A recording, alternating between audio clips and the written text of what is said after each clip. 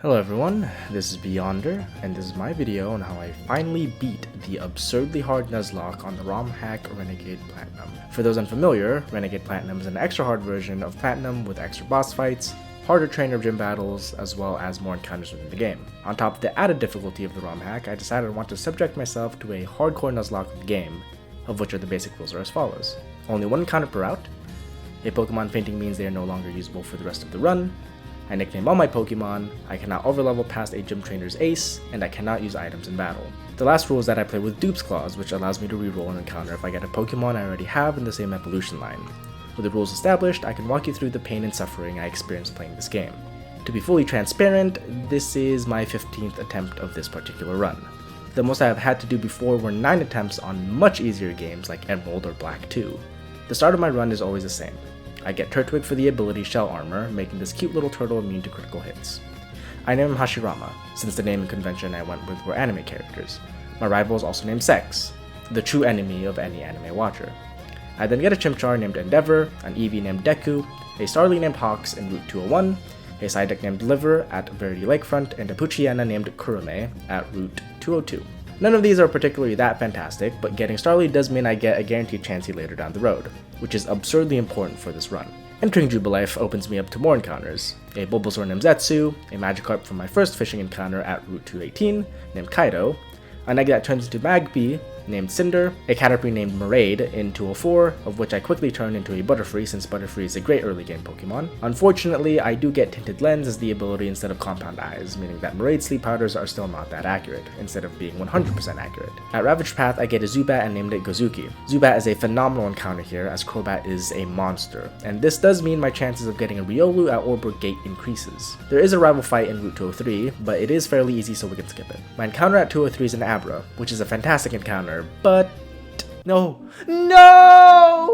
Entering Oreburgh Gate, I actually didn't have a repel since I used it all trying to get that Zubat on Ravaged Path, so I was wishing to either get an all Zubat encounter, or not get one at all. I am glad that this game didn't give me all Zubats because I get the Riolu, name him Morijin. He has a lonely nature, meaning plus attack, on top of it getting the ability Adaptability once he evolves into Lucario.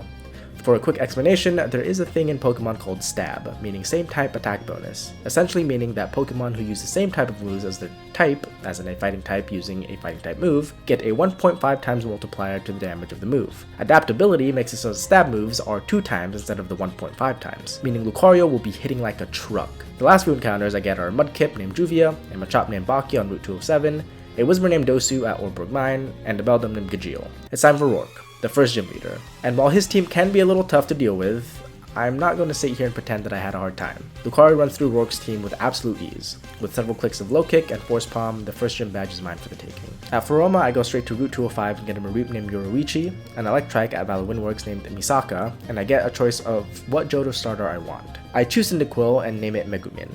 The reason I chose Cyndaquil is because she also gets the ability Adaptability. I then get a Shroomish at Foroma Meadow named Oma, and I trade a Cherubi for a Skorupi, of which I cannot change the name of. Now is the first fight against Commander Mars at Valorwin Works. Normally, her Pierogi can be pretty scary, but with Morijin on our side, she becomes light work. She leaves with Zubat as I leave with Megumin, a Flame Wheels leaves Zubat at 1 and gets the burn while it just gets off a Confuse Ray. Out comes Yanma.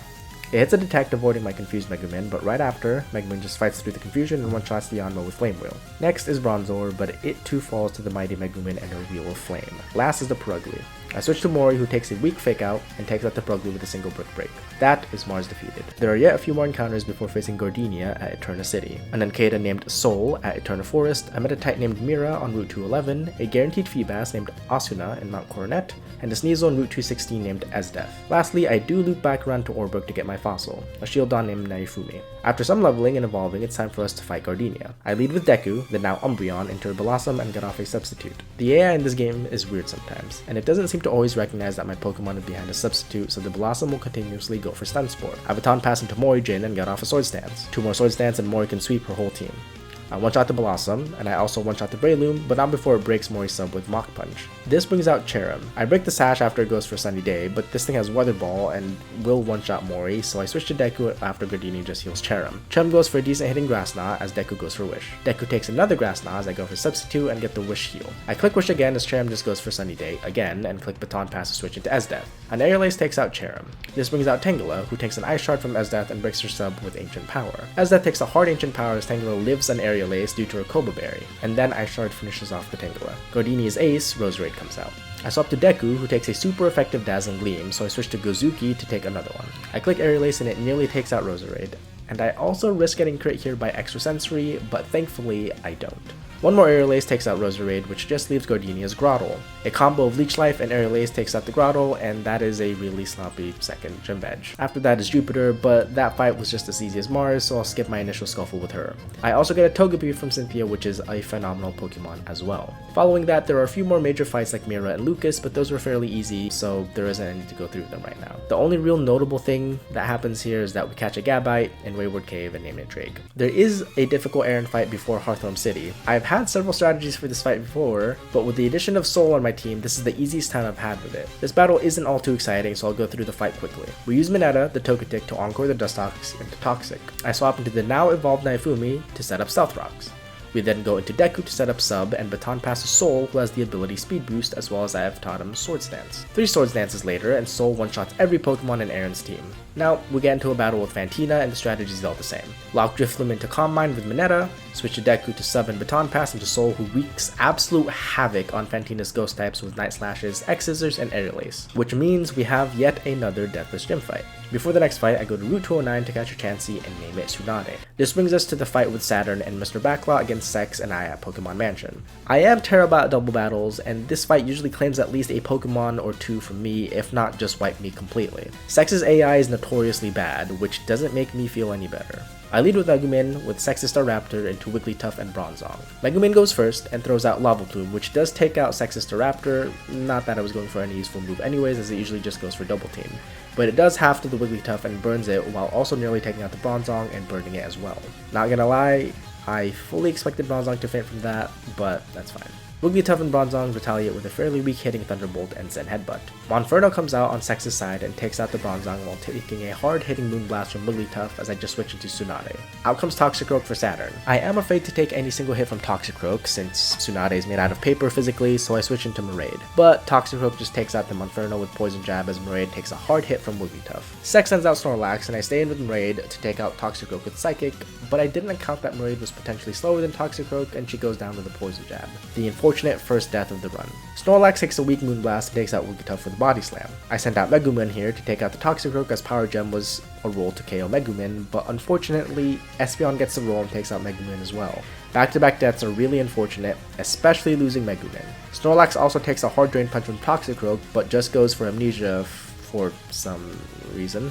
Sting comes out and I hit a very weak Poison Fang on the Toxicroak as Snorlax miraculously lives a Vacuum Wave, but it is taken out by the following Psychic. Sex then sends out Heracross. Sting hits a hard knockoff on the Espeon as Heracross somehow lives a Psychic from the same Espeon, and Sting takes a Drain Punch from Toxicroak. Heracross then finishes off Espeon with a Bug Bite. Raichu is the last for Backlaw and takes out Sex's Heracross with a Fake Out as Sting just knocks off Toxicroak's Muscle Band and takes a pretty weak Poison Jab. This is really bad though, because now Sex is out of Pokemon and I'm stuck in a 1v2. This looks like another wipe. I decide that letting go of Sting is the best option, and he uses knockoff on the Raichu to get rid of their Wise Glasses. But he does get taken out by a combination of Thunderbolt and Drain Punch. Hashirama comes out as he's always safe against any of the attacks of Raichu and Toxicroak, and Earthquake takes out both. Unfortunately, Raichu goes for Teeter Dance, confusing both Hashirama and Toxicroak. Toxicroak gets past the confusion and hits a decent Poison Jab, but I don't get such luck and Hashirama hits himself. I have to switch out and I choose Naifumi because it takes Raichu's attacks well, and Toxicroak would have gone for Poison Jab, which Naifumi is immune to. I decided to play a game of Fate here and keep Naifumi in to hit a Rock Slide, hoping for the Toxicroak to hit themselves. But as Fate decided, I do not get to keep Naifumi for this run, the worst possible loss I could have had. Hashirama comes out, and to my dismay, Raichu just goes for Teeter Dance again. Toxicroak snaps out of their confusion and hits a hard Poison Jab. I win this fight if Hashirama just breaks through confusion once and it don't hit. Yes! With Raichu out of the way, all that's left is Saturn's Octillery, which Tsunade walls. A few hyper voices later and I claim victory, but not without heavy losses, Hashirama and Tsunade being the survivors of a gruesome battle.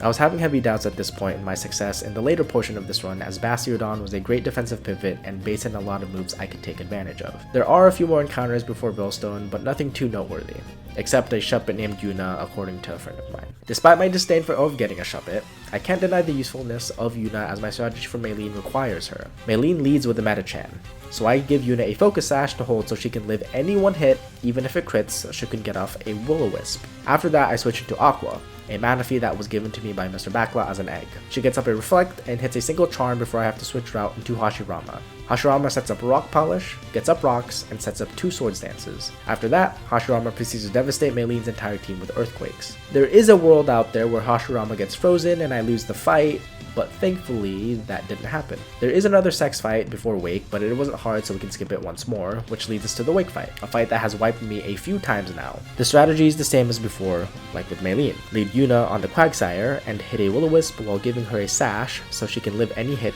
crit or not. She does live an Aqua Tail, and the following turn I set up a Sunny Day, letting her live another one, since it was no longer rain boosted and the sun makes water type attacks 50% weaker. With that, I switch to Aqua, who easily takes an Earthquake. Aqua sets up a Reflect and charms down the Quagsire. I then switch to Mineta to Encore Quagsire to Earthquake, giving me a switch into Hashirama, who takes a whopping 3 points of damage with Earthquake. A few Swords Dances, Rock Polish, and Stealth Rocks later, and Hashirama sweeps through Quakes' entire gym as well. You now see the importance of Hashirama. He is integral to these sweep strategies because he is immune to being hit by crits, and knowing Stealth Rocks to break sashes, hard-hitting moves like Earthquake, as well as access to Swords Dance and Rock Polish makes him an excellent sweeper. After Quake, there are several boss fights in quick succession, going from another Lucas fight, our first Cyrus fight, a fight with Derek, a sex fight, then a fight with Riley. For the interest of time, I'll quickly go through those. The Lucas fight was simple, but I did lose Kaido as a purposeful sack, but thankfully he was the only loss. Cyrus gets bodied by Garu, the Porygon Z, and Endeavor. Derek loses to the same setup that beat Maylene and Wake, but we did end up losing Yuna, because she missed a Will-O-Wisp, making me sack her. Sex is easy to beat once more, but I do lose Tetsu Tetsu, the Fortress. Unfortunate, since I wanted that as my replacement for Naifumi. Beating Sex here actually gets me my furthest run in all my attempts, something I was quite proud of. Riley was mostly beaten by Mori Jin, and then... Oh, you're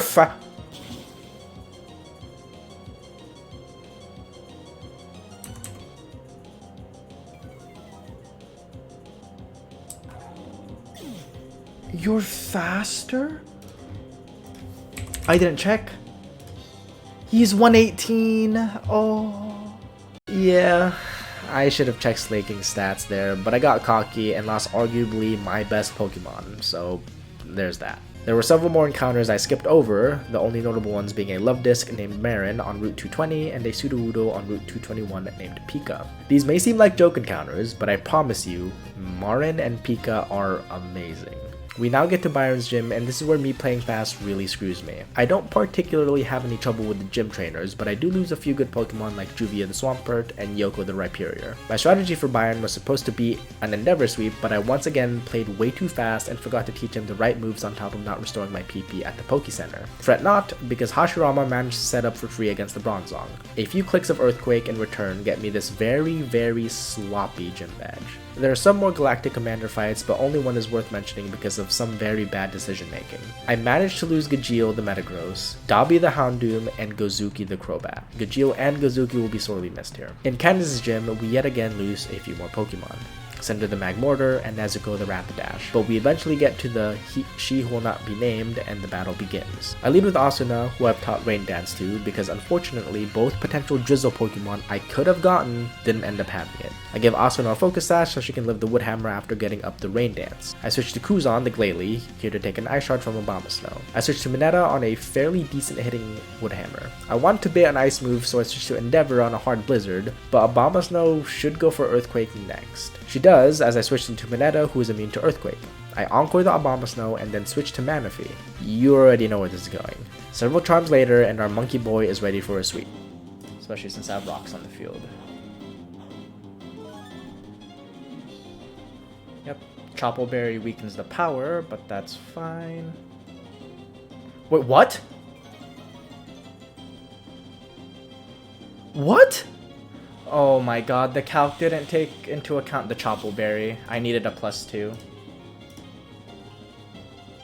Yeah, this was entirely my fault, as I should have looked at the dock more carefully to consider the Choppleberry. We are in a terribly bad position now, but let's see if I can get out of this. I switch in Mineta to get the quick KO on the Walrein with Moonblast. Glaceon is out next, but thankfully we can beat this with Tsunade. I switch her in on a Blizzard, and unfortunately I get frozen. I'll skip ahead a bit, but all you need to know is that Blissey stayed frozen for 11 straight turns, while Glaceon went for double teams and Blizzard. This really shows how good Blissey is. She stayed frozen for double-digit turns and didn't even come close to fainting. Good job, Tsunade. Some Toxic Stall later, and Glaceon goes down. Weavile comes out next. I switch to Kuzan while Weavile goes for a Sword Stance. I figure I can probably live one crunch and get the KO with Rock Slide, and...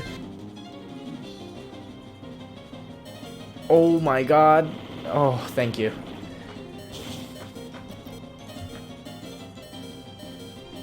Kuzan pulls through for me this one time despite how bad Glalie is. Mamoswine comes out next and we're almost out of the situation.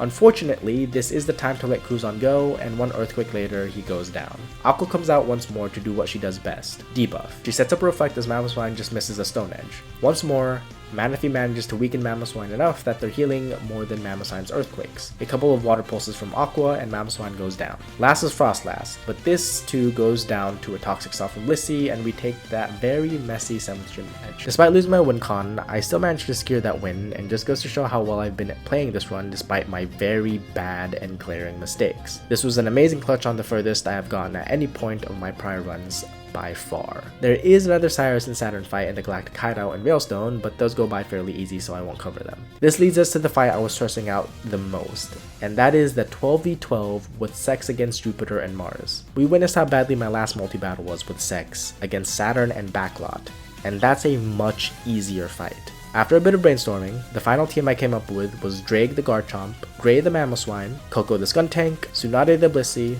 Zetsu the Venusaur, and Pika the Sudowoodo. There are a lot of variables to consider in this fight, and certain Pokemon, like Coco for example, check/counter a number of Pokemon on the other side. I also have to hope that Sex doesn't completely throw this fight. With all that said, here we go.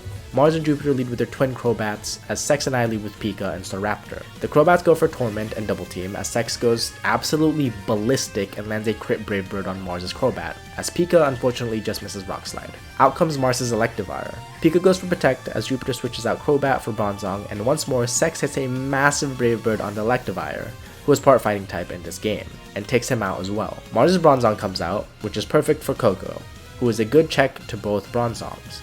Coco comes out as the Raptor hits a U-turn, and Sex sends out Infernape, who takes a hard Zen Headbutt and a not so hard Flash Cannon right after. Mars' Bronzong has Earthquake, so I have to focus that one, and apparently Sex's AI had the same idea, as he nearly KOs the Bronzong with Flare Blitz, and Coco finishes them off with a Crunch, as Infernape goes down to a Psychic from the remaining Bronzong. Yanmega comes out as Sex sends out Snorlax. I swap into Tsunade due to her special bulk, as Sex continues his reign of terror and hits a hard crunch on Bronzong, while they retaliate with Swagger on Snorlax. The next turn, Tsunade lands her Toxic onto Yanmega, as it just tried to go for Detect again, but failing. Snorlax unfortunately hits himself as Bronzong swaggers Tsunade as well. Due to the confusion, I swap into Pika, who resists the Hurricane that Yanmega goes for. I do risk getting hit by Flash Cannon by Bronzong, but the now buffed Snorlax takes out the Bronzong before it can fire off another move. Tangrowth comes out for Jupiter, seeing a kill on Pika. Fortunately, Blissey walls both Yanmega and Tangrowth due to them being special attackers. Tsunade comes out and takes a weak Bug Buzz as Tangrowth just misses her Focus Blast on her. Snorlax snaps out of confusion and sends Yanmega into the afterlife. Kangaskhan makes her appearance for Mars, which threatens Blissey due to her being a physical attacker. Tsunade just goes for Protect, as I know Kangaskhan does not knock out Snorlax unless she crits. Kangaskhan lands a hard Hammer Arm on Snorlax, but fortunately, I was right and he lives. Snorlax then lands a hard Body Slam on Tangrowth and paralyzes her. Here, I swap into Zetsu, figuring that the Kangaskhan will just continue to Hammer Arm Sex's Snorlax, and Zetsu can easily tank a Focus Blast from Tangrowth. As I predicted, Kang just hits another Hammer Arm, nearly taking out the Snorlax, as Snorlax also nearly takes out the Tangrowth with another Body Slam. Zetsu finishes off the Tangrowth with a Sludge Bomb, and Snorlax's final act manages to get off a Crunch on Kangaskhan before succumbing to a Hammer Arm. Heracross comes out for Sex as Crobat comes out for Jupiter. I go for a bit of a gamble here and click Protect protect for Zetsu, assuming the Crobat will target him instead of the Heracross. Crobat goes for Brave Bird and does indeed target Zetsu instead, meaning Heracross gets a free KO on the weakened Kangaskhan. Mars' ace Purugly comes out, meaning that Pika is completely safe to come in here due to his physically defensive bulk. Crobat decides it wants to take out Heracross instead and Brave Birds him, taking him out as Purugly hits a decent play rough on Pika. Breloom comes out for Sex, and I assume this is his Focus Sash set, meaning he can take a single hit from Crobat. Thankfully, it is, as he lives a Brave Bird from Crobat, as Pika lives another play rough from Purugly. Breloom goes for Rock Tomb, taking out the Crobat, and Pika lands his Rock Slide, doing decent damage to the ugly cat. Jupiter's ace Skuntank comes out. Purugly finishes off the 1 HP Breloom, and Pika continues to show his value by tanking a gunshot from Skuntank and finishing off the Purugly with a Hammer Arm. The fall of the Purugly means that Sex and I are left in a 2v1 against Jupiter. Staraptor makes his appearance once more. Pika takes his rightful rest as I switch in Gray, as Staraptor hits a massive Brave Bird on Skuntank, nearly taking her out, but finally this murderous bird meets his end to a gunk shot. Azumarill comes out for Sex, and Gray hits an Earthquake to finish off the Skuntank. Azumarill does take massive damage from the move as well, but collateral damage at this point doesn't matter, as I have this victory in the bag. Zetsu comes in on a weak Muddy Water as Azumarill just goes for Aqua Ring. Sure, Sex, I guess you deserve to have your AI be useless now. You deserve it, buddy. Zetsu takes out the Gastrodon, and Azumarill takes out the remaining Sableye, meaning this is a deathless Jupiter and Mars fight. After this fight was over, I felt a massive weight off my shoulders, as this was by far the fight I was looking forward to the least. And I acknowledge that Sex absolutely carried that fight, taking out most of the other two Pokemon. There are scenarios where I get absolutely unlucky and wipe there, but that isn't that scenario, and our run continues strong. There are a few more boss fights I have to be ready for, one of which is right after that stressful multi-battle, and it's against Cyrus in the Distortion World. This fight is a bit different from the base game, not only because of the difficulty, but the fight starts with yet another double fight with a level 70 Dialga and Palkia, which is a decent bit above the level cap of 62. But I got the strategy from another great Nuzlocker, Flygon HG. See, in his Dialga and Palkia fight, he led with the Bastiodon and Love Disc. Bastiodon debated moves, as a Choice Specs Love Disc goes rampant on these two primordial gods. While I did lose my own Bastiodon, there is still someone who can still fill this role perfectly, and that's Pika. This goofy looking tree and heart-shaped fish are about to show you all why they are actually great encounters. The battle starts, and the strategy goes as I send out Pika and Marin. Pika goes for a Protect, baiting in a Flash Cannon and a Hydro Pump from the Space and Time Gods, as Marin gets off a massive Moonblast. Marin then takes out the God of Space, as Tsunade comes out and laughs off an Aura Sphere from Dialga. Mineta comes in and encores Dialga into Aura Sphere as Marin and Mineta in tandem take out the God of Time. From now to forever, Marin will be known as the God Butcher, bask in all of her glory. With that out of the way, Cyrus decides to be a sore loser and challenges yet again, but without his legendaries this time. Pika leads into Crobat, and since Pika can absolutely eat any hit that Crobat can toss at him, I take that opportunity to set up Stealth Rocks. But Crobat just U-turns here instead of going for what I assumed would be Brave Bird. But with that, Magnezone comes out. Tsunade comes out and quickly takes out the Magnezone with several seismic tosses and takes some damage from Thunderbolts. Honcho comes out, and I switch into Mineta on what I assumed was a superpower, but it went for Brave Bird instead. Mineta does die to a crit, and I should take this regardless. Okay, I was about to be like, oh, crit kills me there for sure. Thankfully, he doesn't. Mineta gets off a Moonblast, taking out the Honchkrow. That would have been really bad to lose Mineta there. Crobat comes back for Cyrus, and I switch back into Pika to take us off Cross Poison. Pika unfortunately misses a Stone Edge after taking another Cross Poison. After taking a turn for some recovery, Pika manages to land the second Stone Edge, taking out the Crobat. This baits out the Gyarados, and I scout with Protect to see what move it goes for. That lets me scout the incoming Aqua Tail, which lets me get a safe switch into Yoruichi, who still takes a decent chunk of damage despite the resistance. Despite Yoruichi being Choice Scarfed, the Gyarados is still somehow faster. But thankfully, Cyrus gets greedy and just went for a Dragon Dance, leaving him open to get taken out by a Thunderbolt. Weavile comes in due to Yoruichi's part Dragon typing in this game, and I unfortunately do not have a super great switch into this thing. Pika comes in and survives the hard-hitting Icicle Crash. I got off some recovery the next turn with Protect, but Pika is left with 68 HP. The Icicle Crash from the switch-in did 72 points of damage. I determined after checking the calcs that a Feint Attack High Roll takes out Pika as well as a High Roll Icicle Crash, something it got on that switch-in turn. But unless I'm sacking something here, I simply do not have a good switch. On top of all of that, Pika has to hit a Stone Edge. Relying on such an inaccurate move is just asking me to miss as well. I decide to hedge my bets and stay in. Hit. Okay, this shouldn't kill me. Actually, it might. Oh my god. Let's go!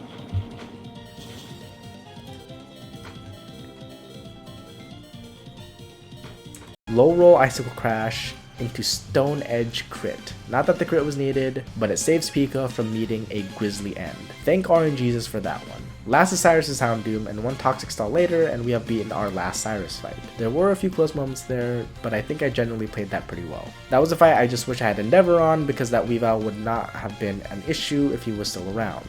There are only a few obstacles left in our path, starting with the 8th and final gym leader, Volkner. I accidentally overleveled some Pokemon here, including Blissey, but not because I wasn't paying attention, but because on the dock that has all the trainer information on it, I saw that Dahlia was listed first, an optional fight after Volkner. I take this as no real fault of my own, and the only overleveled Pokemon I would have is Tsunade for this fight, so I decided it was okay to use her. Plus, it actually wouldn't have really mattered if Tsunade was overleveled or not, so you're about to see. Volkner unfortunately starts with a male Jolteon, meaning that our female Tsunade can captivate him down to -6 special attack, and it becomes an easy Hashirama sweep. A few Swords Dances and Rock Polishes, paired with Return and Earthquake, take out Volkner's gym.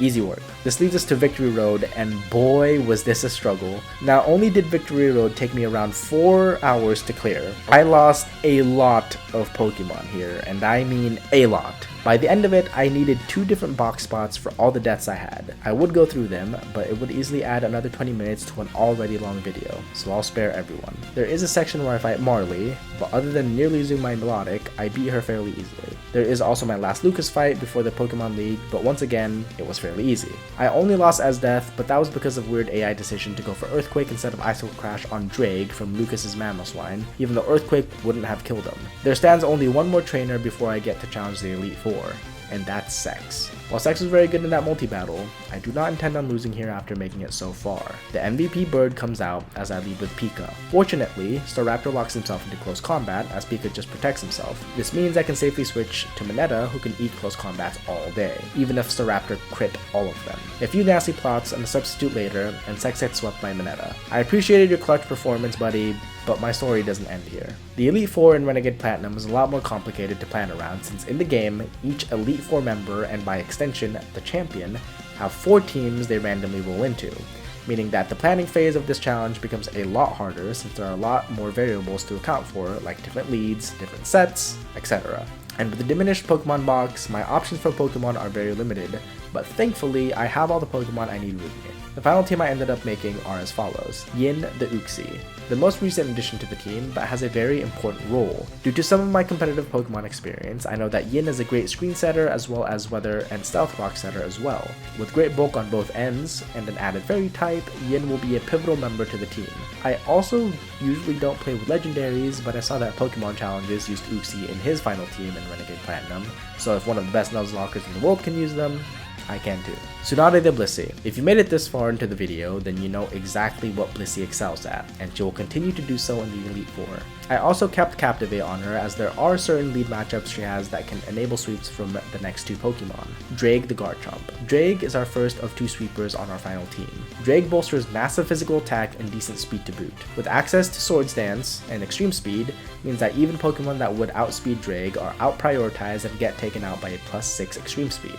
Hashirama the Torterra. For once, my starter has actually made it to the end of one of these games, and Hashirama will continue to do what he does best, being able to safely switch on debuffed Pokemon due to crit immunity, as well as hit like a unit when completely set up. Marin the Love Disc. Marin serves an important role if you manage to get to Cynthia. Even without Swift Swim, Marin is fast enough to outspeed Cynthia's Garchomp and almost every Pokemon I will come into contact with during the Elite Four run. She's also very useful against Flint and Bertha, being a fast and hard-hitting special attacker. Pika the Sudowoodo. Pika has shown his worth as a great physically defensive option. While he can't fully replace Naofumi to complete the Steel Fairy Dragon trio, he serves the same job, being able to tank hard-hitting physical attacks as well as bait in ground and fighting type moves. With that, we are ready to face the Elite Four, with my level cap being Cynthia. Aaron is our first hurdle. His 4 leads aren't particularly bad or good for my lead, Yin. With their good defenses on both ends, as well as being neutral to Bug because of the added fairy type, Yin should be fine. Yanmega comes out for Aaron and Yin comes out for me. This also indicates to me that this is Team 1, which is fine. I was going to get Rocks or a screen up with Yin, but decided that it was overall better to switch to Tsunade, as Yanmega hits her with a weak Hurricane. Yanmega then immediately crits Tsunade with a Hurricane, but even then she's still above half HP as she gets off a Captivate. It goes a few turns of Yanmega protecting and Tsunade captivating, so we'll skip ahead a little. Now I switch to Yin on a -6 Hurricane. Yin gets off a light screen while Yanmega just misses with Hurricane. This leads to a string of 4 more missed Hurricanes from Yanmega as Hashirama just gets a full setup. At some point he just decided to hit Hashirama with a measly 8 damage Giga Drain, so that's something, I guess. But you've all seen this before. Hashirama proceeds to make very fast work on Aaron's team with a combination of Return and Earthquakes. You now see the general strategy I'm going with. Enable the sweepers and do what I've been doing in most of these boss fights. I make some move adjustments and now we face down Bertha. Unfortunately, Bertha's lineups are mostly physical attackers, so Blissey is mostly dead weight here. She leads Tyranitar, meaning it can be Team 3 or Team 4. Regardless of which variation of it is, my strategy remains the same as I lead with Yin once more. Stone Edge from Tyranitar did a little less than half as Yin gets off a Reflect. On the following turn, Yin takes less damage from the Stone Edge and takes out the stand with Rain Dance. Since the Tyranitar is Choice Scarfed, he's stuck using Stone Edge, meaning it is fairly safe to switch into either Drake or Hashirama. I opt for Drake this time since he and Hashirama took relatively the same damage with or without Reflect, and unless Tyranitar proceeded to crit me twice in a row, Drake is never in danger. After taking a few Stone Edges and a struggle, Drake gets off 3 Swords Dances and is ready for his first ever sweep. A few Earthquakes and Extreme Speeds later, and that's another clean sweep done. So far so good. Flint is next, and while he has a few threatening teams, primarily one with low punny in them, I was particularly worried about Team 3, since that is Flint's only physical lead, something I cannot debuff. My best matchup was Team 4, a Torkoal lead, since Blissey can switch in after Yin gets rid of the sun and enables another sweep to happen. We challenge Flint, and we get our best matchup. Yin sets up the rain, getting rid of the sun, making Torkoal go for a 2-turn Solar Beam. I switch Tsunade in on the next turn to take a very soft Solar Beam from Torkoal. After a few Captivates, Drake comes out to yet another weak hitting Solar Beam. As Drake goes for Swords Dance, Torkoal switches to Earth Power, which does lower my special defense. Torkoal queues up another Orbital Strike as Drake gets off his final Swords Dance. Earthquake comes out next turn and Torkoal lives because of his Focus Sash. Solar Beam comes out.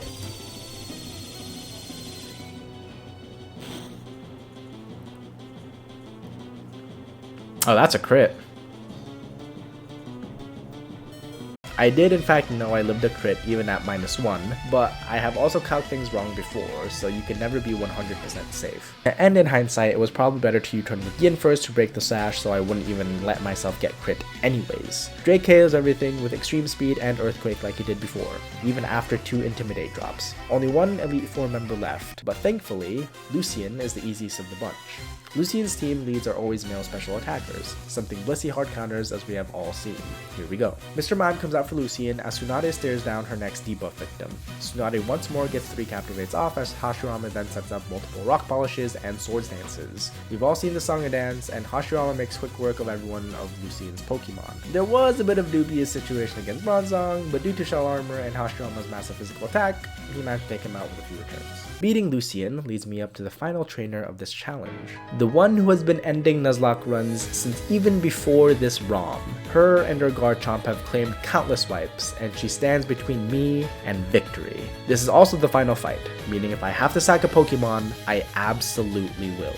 I lead with Tsunade, and she leads with Spirit Tomb, indicating she has Team 1, her original team. How fitting. Unfortunately, I can't enable a sweep on this. The good thing about this team is that 4 out of the 6 Pokemon Cynthia has are special attackers, meaning Tsunade really shines in this fight. I start off with Toxic, but I forget that Spirit Tomb has a Lum Berry, curing the poison as she goes for a Confuse Ray. Figuring Spirit Tomb would likely want to Will-O-Wisp here, I swap to Yin so I can get up Stealth Rocks just for the switch in chip damage. I was right, and the next turn I set up Stealth Rock, as the Spirit Tomb just goes for Confuse Ray again. I switch Tsunade back in on a soft Dark Pulse, and I get off a Toxic once more, and Tsunade gets confused once more. A few turns of maneuvering Tsunade gets me to a point I can safely switch in Marin on a resistant Dark Pulse. Marin gets the KO the next turn with Moonblast, which brings in Roserade. I swap back into Tsunade and do a bit of Toxic stalling, which I will not subject you guys to. Eventually, Roserade starts dropping a special attack, which prompts me to switch to Hashirama, and he takes 2 still fairly hard-hitting Leaf Storms before he takes down the Roserade with an Earthquake, which I did calc as a crit only killing here, which that wasn't. I won't complain though. This baits in Togekiss, so back into Sinnoh we go. I wasn't aware that Cynthia's Togekiss was a male. If I had known, then I would have planned for this to be the time I could set up on her, but unfortunately, I don't get that luxury here. And before you say anything about me mentioning the doc having all the information, it doesn't list her gender for some reason, so I was just assuming she had female mons throughout the whole thing. but my fault, I guess. This is also just another toxic stall, but eventually we get into the position where I swap in Pika before Togekiss succumbs to the poison damage. I wanted this so Lucario gets baited in or my Melodic does. Lucario does come in, and I actually made a misplay going for Protect against the Togekiss, making another Protect unlikely to happen. I specifically needed Protect here to scout out what move Lucario would go for, and if it went for a high jump kick, then the recoil damage would be massive.